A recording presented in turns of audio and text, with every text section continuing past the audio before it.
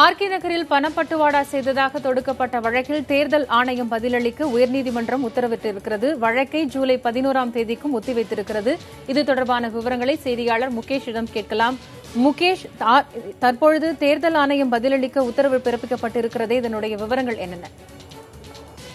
காயத்ரி, இந்த வழக்கு பார்த்தீங்கன்னாக்க வழக்கறிஞர் அருண் நடராஜன் என்பவர் இந்த வழக்கை தொடர்ந்திருக்காரு. இந்த பொதுநல வழக்கில் ஒரு முக்கியமான கோரிக்கை என்னன்னா, ஒவ்வொரு தேர்தலையும் வந்து பணப்பட்டுவாடா புகார் தொடர்பாக வேட்பாளர்கள் மேல மட்டும் வழக்கு பதிவு செய்யப்படுது. அந்த பணத்தை வாங்குற பொருளை வாங்குற வாக்காளர்கள் மேல பதிவு செய்யப்படல.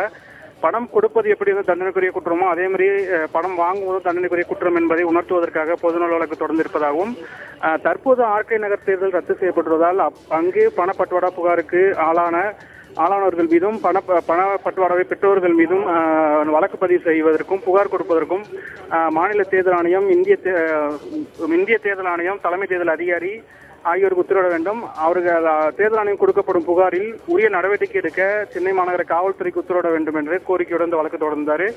அந்த வழக்கு இன்று தலைமை நீதிபதி இந்திரா பானர்ஜி அடங்கிய அமர்வில் விசாரணைக்கு வந்த பொழுது மனுதாரர் தரப்பில் வழக்கறிஞர் நல்லி சிதம்பரம் ஆஜராகி ஒவ்வொரு முறையும் வந்து பணம் பட்டுவாடா தொடர்பாக வந்து வேட்பாளர்கள் சார்பாகவும் அவர்கள் சார்ந்துள்ள கட்சியினர் சார்பாகவும் மட்டும்தான் நூற்றுக்கணக்கான புகார்கள் வருகிறதே தவிர பணம் பெறுவர்கள் தரப்பில் வந்து எவ்வித புகாரும் பதிவு செய்யப்படுவதில்லை. அதனால் தடுப்பதற்கு உரிய நடவடிக்கை எடுக்க வேண்டும் என்று ஒரு கோரிக்கையை முன்வைத்தார்.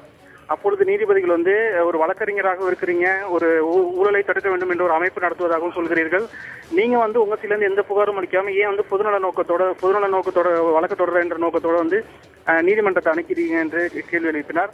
அப்பொழுது தேர்தல் ஆணையம் தரப்பில் ஆஜரான வழக்கறிஞர் நிரஞ்சன் வந்து தற்போதைய ஆர்கே நகர் தேர்தல் ரத்து செய்யப்பட்டது தொடர்பாகவும் பணப்பட்டுவாடா புகார் தொடர்பாகவும் புகார் அளிப்பதற்கு தொகுதி தேர்தல் அதிகாரிக்கு உத்தரவிடப்பட்டுள்ளதாகவும், அவர் வந்து இன்று காலை சென்னை மாநகர காவல்துறை ஆணையரகத்தில் புகார் அளித்துள்ளதாகவும் நீதிபதிகளும் ஒரு கடிதத்தின் நகலை கொடுத்தார். மனுதாரர் தரப்பில் அந்த கடிதத்தின் நகல் கேட்டபொழுது அந்த கடிதத்தின் நகல் வந்து மனுதாருக்கு தர முடியாது என்று மறுக்கப்பட்டது. இதனிடையே வந்து இந்த வழக்கில் வந்து இந்திய தேர்தல் ஆணையம், தமிழக தலைமை தேர்தல் அதிகாரி, சென்னை மாநகர காவல்துறை ஆணையர் மற்றும் ஆர்கே நகர் தொகுதிக்கு உட்பட்ட 4 காவல் நிலைய ஆய்வாளர்கள் பதிலளிக்க உத்தரவிட்டு வழக்கு வந்து ஜூலை 11ஆம் தேதிக்கு ஒத்திவைக்கப்பட்டுள்ளது. காயத்ரி, முகேஷ், பணப்பட்டுவாடா தொடர்பான புகார்கள் விசாரிக்கிறது, அது தொடர்பான நடவடிக்கை எடுக்கிறது அப்படிங்கிறது தேர்தல் ஆணையத்து அதிகார வரம்புக்கு உட்பட்டதான இருக்கு. இதுல டைரக்ஷன்ஸ் ஏதாவது நீதிமன்றம் வழங்க முடியுமா? தேர்தல் ஆணையத்தோட கட்டுப்பாட்டில் முழுக்க இருந்தாலும் பணப்பட்டுவாடா புகார் தொடர்பான அனைத்து தேர்தல் தகராறு தொடங்கி பணப்பட்டுவாடா புகார்கள் தொடர்பான அனைத்து புகார்களும் வந்து ஒரு புகாராக வந்து தேர்தல் அதிகாரி, அதாவது அந்த தொகுதியோட தேர்தல் அதிகாரி மூலமாக காவல் நிலையத்தில் புகார் அளிக்கப்பட வேண்டும். அதன் கீழ் வந்து இந்திய தண்டனை சட்டத்தின்படி இந்திய தண்டனை சட்டத்தின்படி புகார்கள் பதிவு செய்யப்பட்டு அது முறையான விசாரணை நடைபெற்று அவர்கள் குற்றவாளி இல்லையா என்பதை நீதிமன்றம் தான் முடிவு செய்ய முடியும். இந்த தேர்தலை இவர்கள் நேரடியாக எதிர்க்கவில்லை என்றாலும் தேர்தல் முறைகேட்டில் ஈடுபட்டவர்கள் மீது நடவடிக்கை எடுக்க வேண்டும் என்று ஒரு கோரிக்கை வந்துள்ளதால் இதில் வந்து நீதிமன்றம் உத்தரவு பிறப்பிக்க வாய்ப்பு இருக்குது. கார்த்திகேயன், முகேஷ், இதுல தேர்தல் ஆணையம் தவிர்த்து வேறு யாரெல்லாம் ஆஜராகி விளக்கம் அளிக்க வேண்டும் என்று சொல்லப்பட்டிருக்கிறது?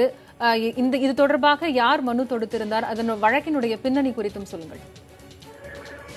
இந்த வழக்குல பாத்தீங்கன்னா இந்திய தேர்தல் ஆணையம் தவிர தமிழக அரசு சார்பில் யாரும் சேர்க்கப்படவில்லை. அதே நேரத்தில் வந்து புகார் மீது நடவடிக்கை எடுக்க வேண்டும் என்பதால் காவல்துறை, சென்னை மாநகர காவல்துறையும் ஆர்கே நகர் தொகுதிக்குட்பட்ட 4 காவல் நிலையங்கள் மட்டும் எதிர்மதராக சேர்த்திருக்கிறார்கள். அவர்கள் தரப்பில் இன்று எந்தவித கருத்தும் தெரிவிக்கப்படவில்லை. ஆனால் நீதிமன்றம் நோட்டீஸ் பிறப்பித்த பிறகு அரசு வழக்கறிஞர், அதாவது கவர்மெண்ட் ப்ளீடர் என்று சொல்வார்கள், அவரான எம்.கே. சுப்பிரமணியன் என்பவர் வந்து நோட்டீஸ் எடுத்துக்கிட்டாரு. இந்த வழக்கு தொடர்பாக தாங்களும் 4 வாரத்தில் பதிலளிக்க கால அவகாசம் கேட்டதுனால வழக்கில் 6 வார கால அவகாசம் வழங்கி ஜூலைக்கு ஒத்திவைக்கப்பட்டிருக்கு. மனுவோட பின்னாடி பாத்தீங்கன்னா பணப்பட்டுவாடா புகார்னால தேர்தல் ரத்து செய்யப்பட்ட ஒரு வரி மட்டும் தேர்தல் ஆணையம் ரீசனா சொன்னா கூட அந்த பணப்பட்டுவாடா புகாருக்கு ஆளானவர்கள் மீதும் அந்த பணத்தை பெற்றோர்கள் மீதும் நடவடிக்கை எடுப்பதற்கு இதுவரை வந்து எந்த நடவடிக்கையும் எடுக்கவில்லை என்ற குற்றச்சாட்டுடன் மனுதாரர் வழக்கு தொடங்கியிருக்கார். காயத்ரி.